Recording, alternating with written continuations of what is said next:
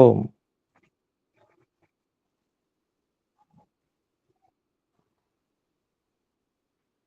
आज के दिन हम श्रीमद् भगवद गीता इस पुस्तक का स्वाध्याय करते हैं और इस पुस्तक में हम 17वें अध्याय के 20 श्लोकों को पढ़ चुके हैं और आज हम 21वें श्लोक से आरंभ करने वाले हैं। यहाँ जो प्रकरण चल रहा है वो अर्जुन जी के पूछने पर श्री कृष्ण जी ने सात्विक, राजसिक, तामसिक इत्यादि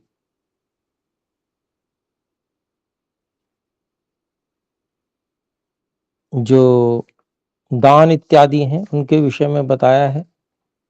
यहाँ पर जो पिछला श्लोक 20वां था उसमें सात्विक दान के विषय में बताया गया था।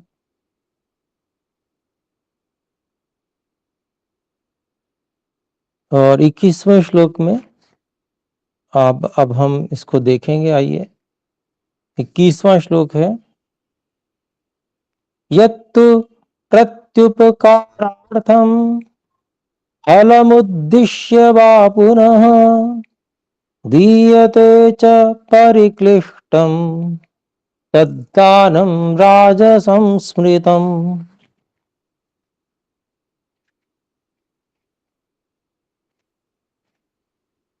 इस श्लोक के शब्द इस प्रकार हुए, यत् तु प्रति उपकारार्थम फलम उद्दिश्य वा पुनः दीयते च परिकृष्टम तद दानम राजसम स्मृतम। और इस श्लोक का अन्वय इस प्रकार है, यत् तु प्रति उपकारार्थम वा पुनः फलम उद्दिश्य परिक्लिष्टम च दीयते तद दानम राजसम स्मृतम। तो यहाँ बताया जा रहा है कि प्रत्युपकार करने के लिए, प्रत्युपकार अर्थात किसी के उपकार का बदला चुकाना जिसे कहते हैं। किसी ने हम पर कोई उपकार किया किसी अन्य प्रकार से, तो हमने दान देकर उसके उपकार का बदला चुका दिया, तो ये प्रत्युपकार के लिए हो गया। तो जो दान है ऐसा जो कोई उपकार का बदला चुकाने के लिए दिया जा रहा है, या फिर किसी दान देने से हमको ये लाभ होगा, ऐसा कुछ फल विचार कर, फल की आशा रख कर और परिक्लिष्टम अर्थात बड़ी कठिनाई से, बड़ा जिसको कहते हैं ना दुखी होते हुए कि देना नहीं पड़े इत्यादि, इस तरह का भाव रखते हुए जो ऐसा दान दिया जाता है वो राजसिक दान कहा जाता है। तो इस प्रकार से भी लोग देते हैं, ना देना पड़े तो अच्छा है इत्यादि, लेकिन फिर भी देना पड़ता है।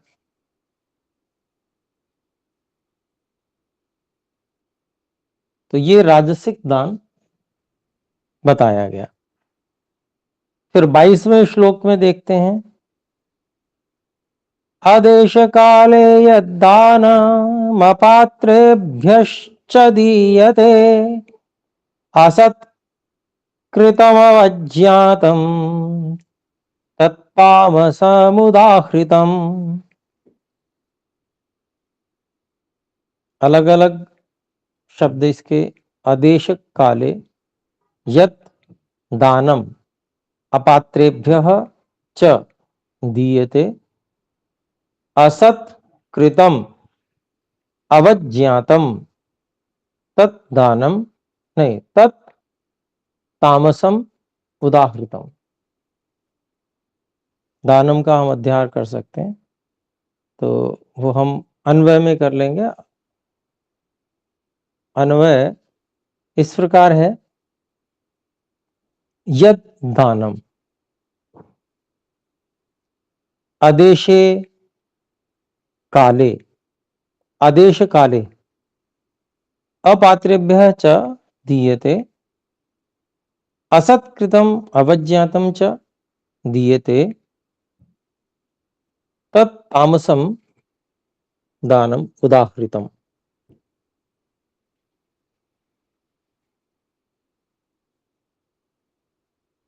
तो अभिप्राय हुआ यद दानम, जो दान आदेश काले, अर्थात ऐसा स्थान जहां दान देने योग्य नहीं है, ऐसे स्थान पर दान किया जाता है। और अकाले और दोनों के साथ जुड़ जाएगा, देश के साथ भी जुड़ेगा और काल के साथ भी। नहीं तो अर्थात जहां जिस स्थान पर नहीं देना चाहिए उस स्थान पे दिया गया, असमय में दिया गया, अर्थात जो समय भी नहीं देने के लिए, ऐसे समय में जो दान दिया गया। फिर कहते हैं अपात्रेभ्य, जिनको दान नहीं देना चाहिए, दान पाने के योग्य भी नहीं है जो लोग, उनको दिया जाता है। और ये लक्षण हो गए। इसके अलावा दान जिसको दिया जा रहा है उसका सत्कार नहीं किया जाता, अर्थात सम्मान नहीं किया जाता।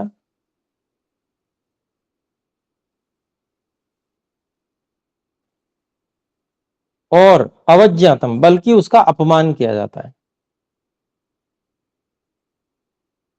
दान देते समय उसका कोई सत्कार नहीं किया जाता जिसको दान दिया जा रहा है, बल्कि उसका अपमान ही किया जाता है, डांट फटकार के, दुत्कार के, और वो दान दिया जाता है।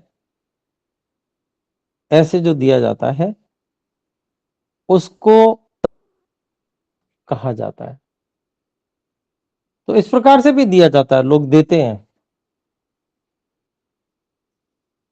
मान लीजिए वहां फटकार, डांट और अपमान इत्यादि नहीं भी है, परंतु वो अपात्रों को दिया जा रहा है जो वास्तव में उस दान को प्राप्त करने की योग्यता ही नहीं रखते, जिनको नहीं मिलना चाहिए वास्तव में, तो भी वो तामसिक दान कहलाएगा। यहां पर ऐसा बताया गया।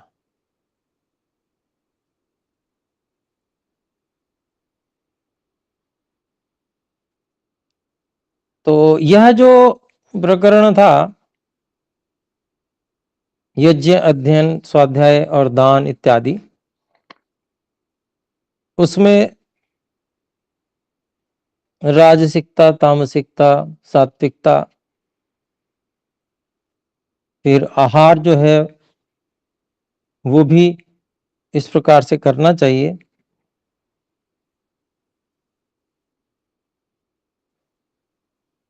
तो वो सब चीजें यहाँ पर श्री कृष्ण जी ने बताई हैं। अब यहाँ पर हम देखें, अगला श्लोक है 23वां। इस 23वें श्लोक को मैं पढ़ रहा हूं। ओम तत्सदिति निर्देशो ब्रह्मणस्त्रिविधः स्मृतः ब्राह्मणास्तेन वेदाश्च यज्ञाश्च विहिताः पुरा।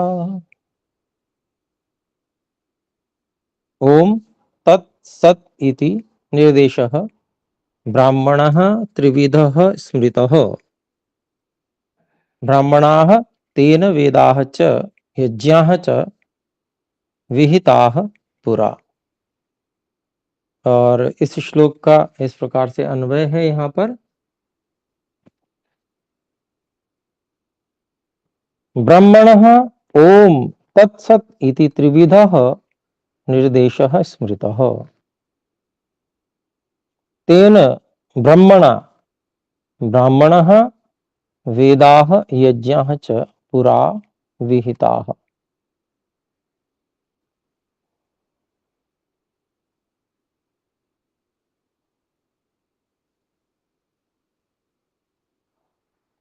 तो यहां पर श्री कृष्ण जी बता रहे हैं ब्रह्म अर्थात परमात्मा, जो परमात्मा है उसकी ओर जो निर्देश है वो इन तीन प्रकार से अर्थात तीन शब्दों से, ओम तत् सत, इन तीन शब्दों से निर्देश किया जाता है, ऐसा सभी लोग मानते हैं। स्मृतः से अभिप्राय यह होगा जितने भी जो ऋषि हैं वो इसको मानते हैं।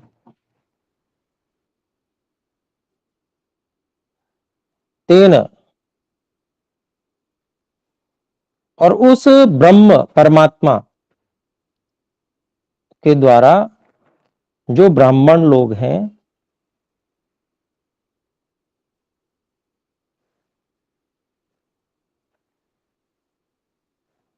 वे वेदाः यज्ञाः च, जब वेद का अध्ययन करते हैं अर्थात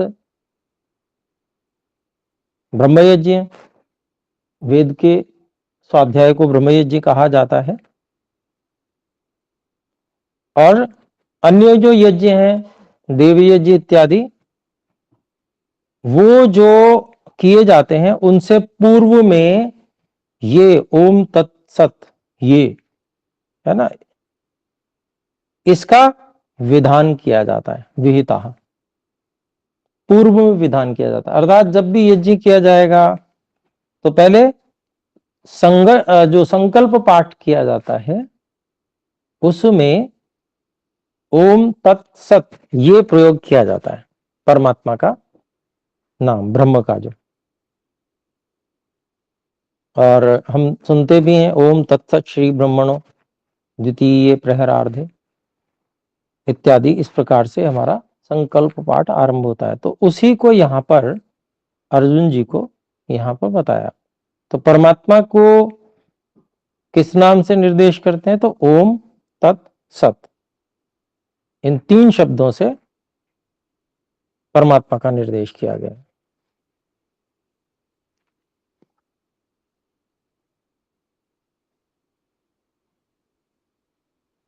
तो आइए 24वें श्लोक को देखते हैं।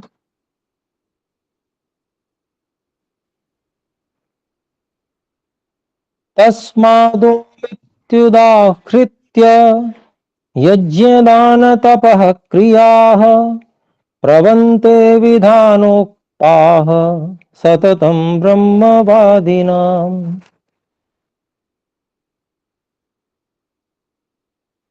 तस्मात् ओम इति उदाहृत्य यज्ञ दान तपः क्रियाः प्रवर्तन्ते विधान उक्ताः सततं ब्रह्मवादिनाम्।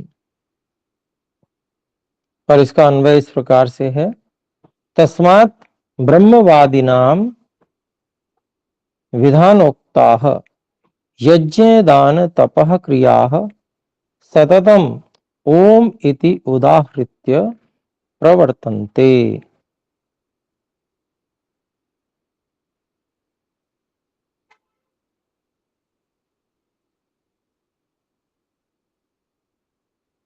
तो कहते हैं श्री कृष्ण जी, इसलिए ब्रह्मवादिनाम विधानोक्ता, अर्थात परमात्मा के प्रति जो विशेष लगे हुए लोग हैं उनके लिए जो विधान कहा गया है,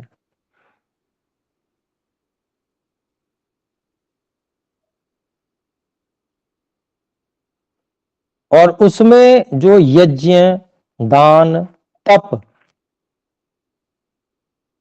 ये सब जो क्रियाएं हैं जो निरंतर की जाती हैं, सततम, उनमें ओम इस परमात्मा के नाम को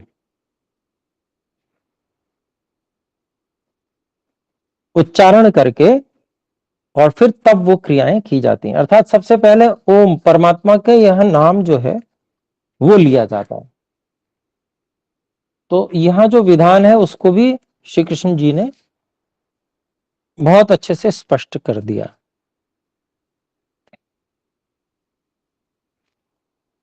और स्वयं भी वो इसका पालन करते रहे होंगे अपने जीवन में, और इसका इतिहास जो है अपने महाभारत में है ही।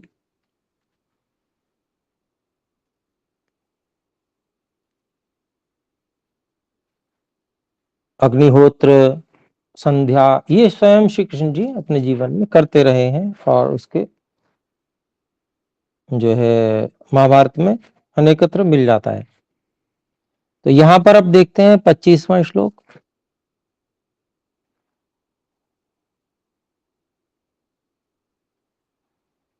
तदित्यनभिसन्धाय फलं यज्ञ तपः क्रियाः दान क्रियाश्च विविधाः क्रियन्ते मोक्षकांक्षिभिः।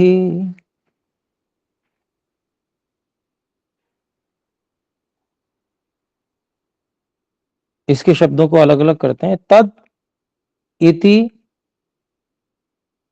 अनभिसंधाय फलम यज्ञ तपः क्रियाः दान क्रियाः च विविधाः क्रियन्ते मोक्ष कांक्षिभिः।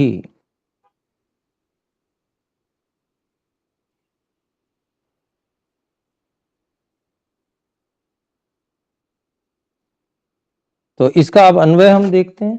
इसमें कुछ समझने के लिए एक दो अध्याय छोटे छोटे शब्दों का भी रहेगा।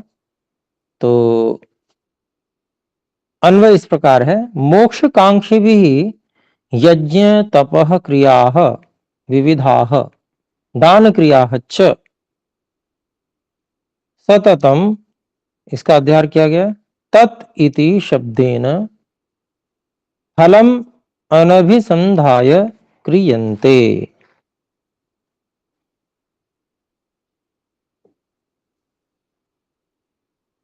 तो मोक्ष कांक्षी भी, जो लोग मोक्ष अर्थात सभी दुखों से छूट जाना, उसकी आकांक्षा रखते हैं। शरीर जो साधन है, तो शरीर के रहते पूरी तरह से सभी दुखों से छूट जाना नहीं संभव है, परंतु उस स्थिति का अनुभव फिर भी हो जाता है। तो ऐसे जो मोक्ष की आकांक्षा रखते हैं, अर्थात सभी दुखों से छूट जाने की आकांक्षा रखते हैं, ऐसे लोगों के द्वारा यज्ञ तप आदि विविध क्रियाएं,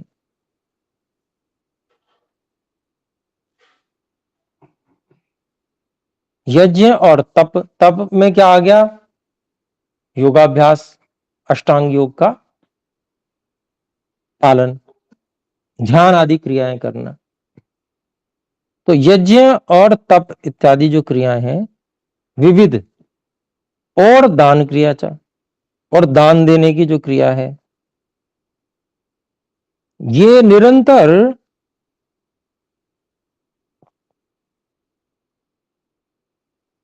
तत् इति शब्देन, तत् ऐसा उच्चारण करके इसलिए करते हैं कि यह तत् ओम, उस ओम की प्राप्ति के लिए की जा रही है।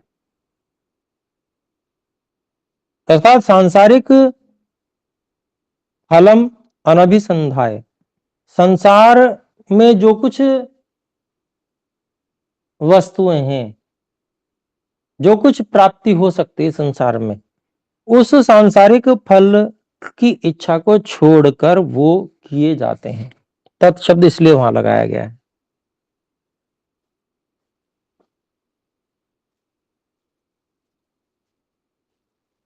तो यहाँ पर जो निष्काम भाव से किए जाने वाले यज्ञ, अध्ययन आदि, तप इत्यादि जो क्रियाएं हैं, ऐसे दान करना है, ये सब जो किए जाते हैं, जिन्होंने मोक्ष की प्राप्ति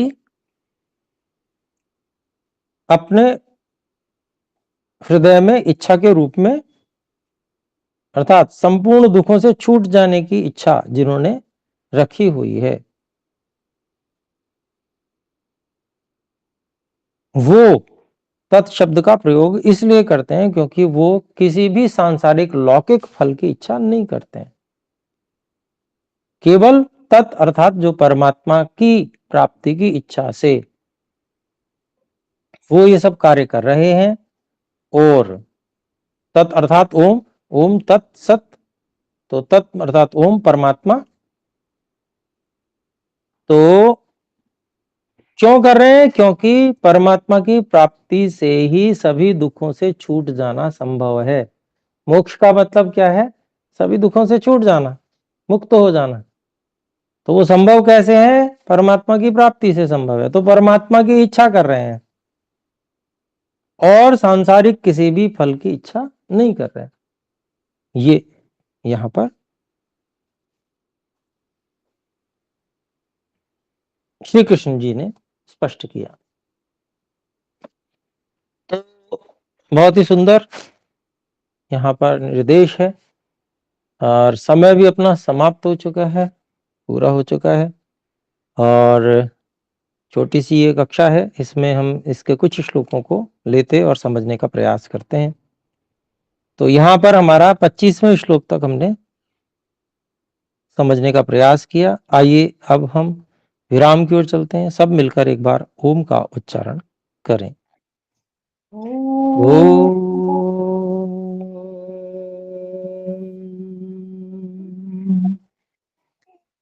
सभी को सादर नमस्ते जी। नमस्ते गुरुजी।